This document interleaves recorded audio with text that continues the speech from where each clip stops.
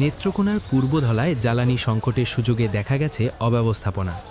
আজ বিকেল ৫টার দিকে উপজেলা সদরের গিরিপথ ফিলিং স্টেশন ও সার্ভিস সেন্টারে গিয়ে দেখা যায় এ চিত্র। মোটরসাইকেলের দীর্ঘ লাইন, তেলের জন্য ঘন্টার পর ঘন্টা লাইনে দাঁড়িয়ে আছেন ভুক্তভোগী চালকরা।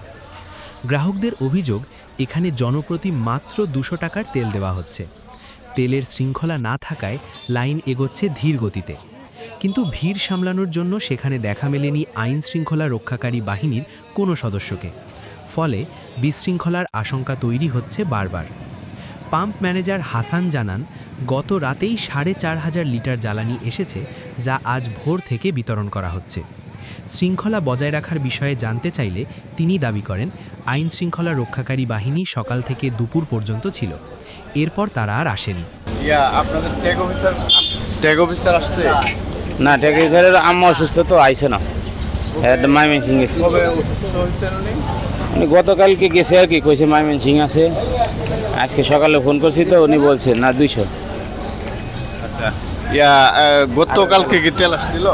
হ্যাঁ, গত রাত্রে আইসে দিই তো দিতে পারতেছি, নাহলে তো কালকে আমাদের তেল ছিল না। কতটুকু আসছে? 4,500 লিটার। সকাল থেকে দিতেছেন? রাত্রে থেকেই দিতেছি, ভোরবেলা থেকে 3টা রাত্রে 4টার পরে দিতেছি। আমরা আইন শৃঙ্খলা বাহিনীর কাউকে দেখতে পাচ্ছি না। ওনারা কি না, ওনারা আসছিল, দুপুর পর্যন্ত ছিল, চলে গেছে, লাঞ্চের পরে আর আসে নাই। আপনারা কয়টা পর্যন্ত? এটা 6টা পর্যন্ত দেবো আর কি। 6টা? এরপরে কি বন্ধ থাকবে আবার? জি, আবার কালকে দেবো।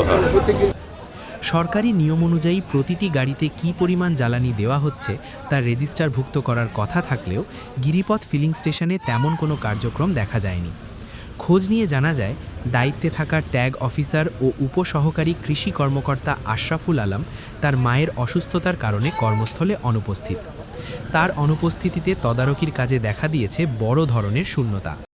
সকালে দিছে 1000, তখন 200 টাকা করে দিচ্ছে লিগা।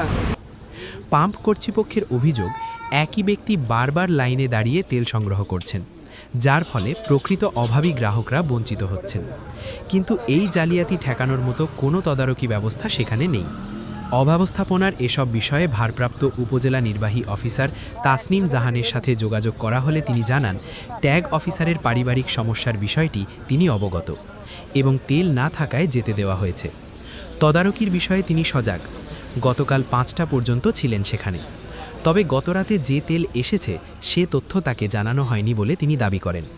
প্রশাসনের শীর্ষ কর্মকর্তার এই অজানার বিষয়টি পাম্প কর্তৃপক্ষের সমন্বয়হীনতাকেই স্পষ্ট করে তুলেছে।